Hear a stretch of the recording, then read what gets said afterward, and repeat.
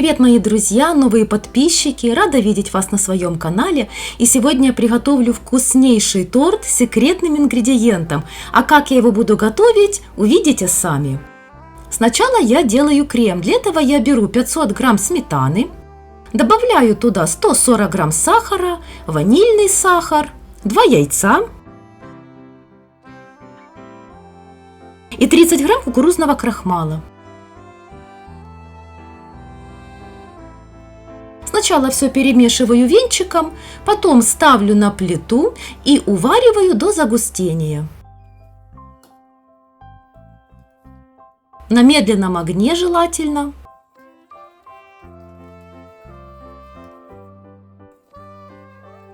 Посуду лучше взять с толстым дном, чтобы крем не подгорел. Постоянно перемешиваю. Довожу до загустения. После первых булек еще провариваю секунд 40.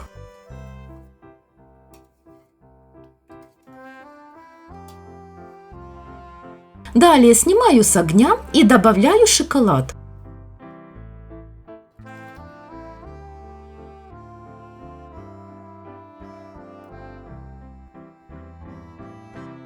По рецепту 100 грамм черного шоколада, но поскольку я люблю молочный, я взяла 120 грамм молочного.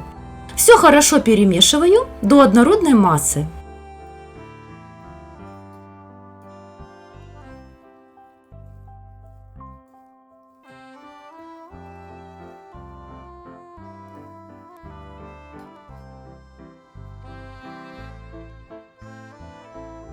Перекладываю в другую посуду. Накрываю пищевой пленкой и ставлю в прохладное место для охлаждения. И пока крем остывает, я приготовлю бисквит.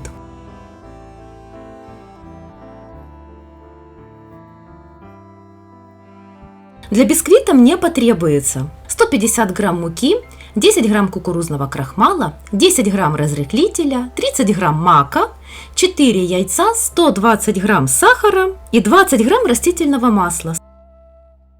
Сначала я соединяю все сухие ингредиенты. Просеянную муку добавляю крахмал и разрыхлитель. Также добавляю мак и все перемешиваю венчиком.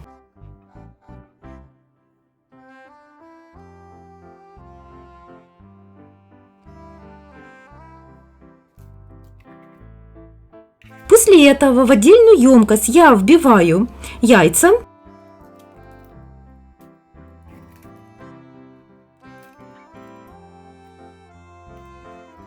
сахар и буду взбивать на больших оборотах миксера примерно 10 минут. Я заметила, для удачного бисквита важно очень хорошо взбить яйца. Поэтому я не ленюсь, вместо 5 минут я взбиваю немножко дольше, но зато результат превосходит все ожидания. То есть взбивать бисквит нужно, взбивать яйца не до момента, когда сахар растворится, а чтобы были густые плотные пики.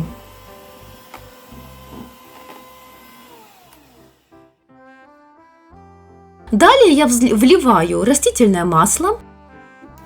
И буквально секунд 20 на небольших оборотах миксера все перемешиваю.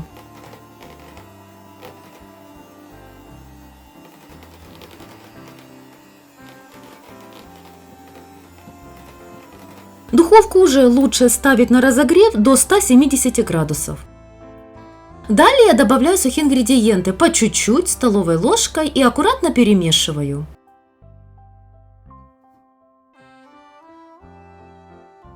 Можно перемешивать лопаткой, венчиком, главное снизу вверх и очень аккуратно. Долго перемешивать не нужно, только масса объединяется, добавляем следующую порцию муки.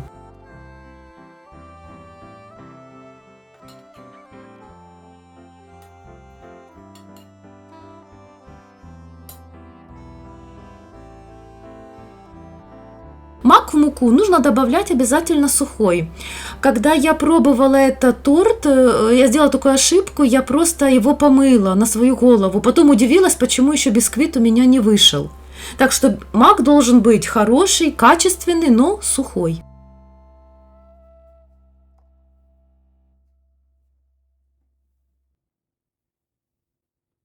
Даже иногда, делая 100 раз торты, бисквиты, совершаешь какие-то такие кулинарные глупости, о которых потом даже стыдно рассказывать. Но я все равно решила с вами поделиться. Может быть, кто-то, чтобы никто не допускал таких ошибок.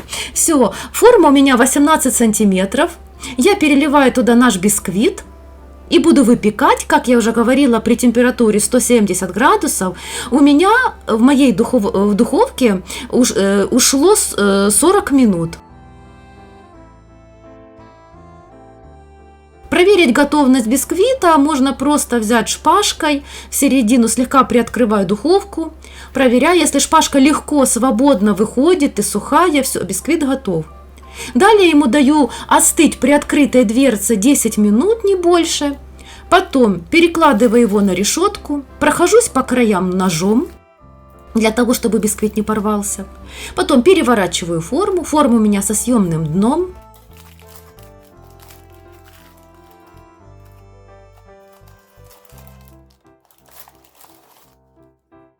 Убираю донышко. И в таком состоянии даю бисквиту остыть.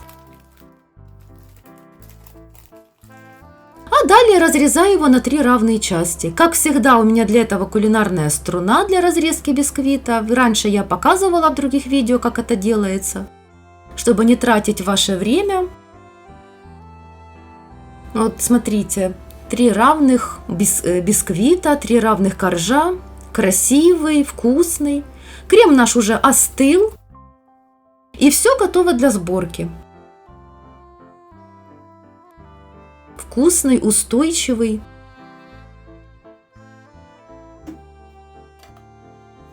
Я буду собирать в кольце, это уже привычка, мне так удобнее, я так уверенно себя чувствую, хотя крем очень стабильный.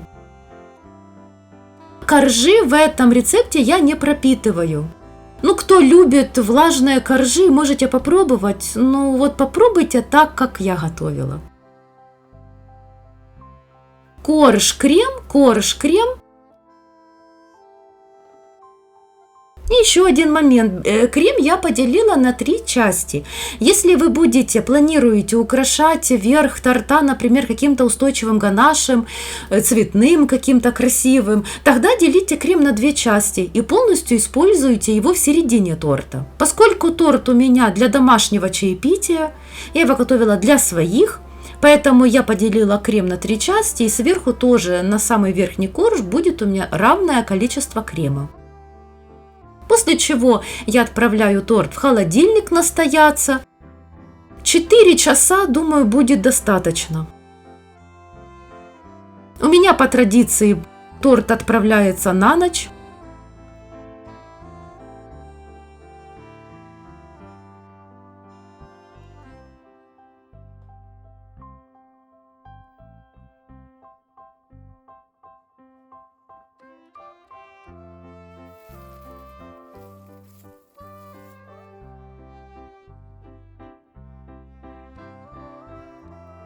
Украшать можно как удобно, как вы любите. Я решила выбрать вот такой красивый ганаш для покрытия. То есть у меня ушло 150 грамм шоколада молочного и 2 столовые ложки растительного масла. Я его сейчас вам покажу, как сделаю. До шоколада добавляю масло. Короткими импульсами в микроволновой печи я топлю шоколад, перемешиваю аккуратно. Все готово, немножко даю ему остыть. За желанием, у меня это желание было, я добавила 50 грамм измельченных орехов. У меня миндаль. Можно фундук или любой грецкий орех, то есть что вы любите. Поскольку у меня с прошлого тортика остался миндаль, я и люблю миндаль, поэтому я использовала его. Решила я сделать таким образом, то есть покрываю полностью верх торта и делаю небольшие подтеки по бокам.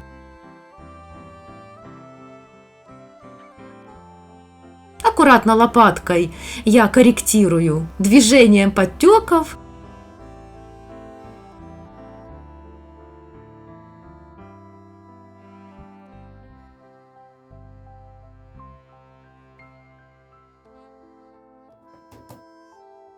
Конечно же, не без курьезов у кондитеров получается, у меня точно.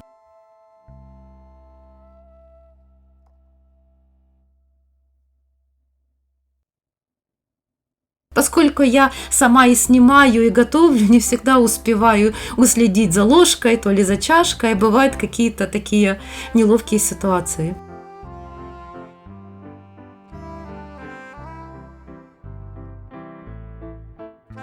Чтобы зафиксировать ганаш, я его отправляю в холодильник буквально минут на 40. По прошествии у меня еще осталось немного крема, я его специально оставила для украшения. Тут ваша фантазия. Я взяла первую попавшуюся насадку, какая у меня была, и, пожалуйста, вот выдавливая ее по бокам, я делаю такие вот капельки красивые. Крем достаточно стабильный. И торт готов.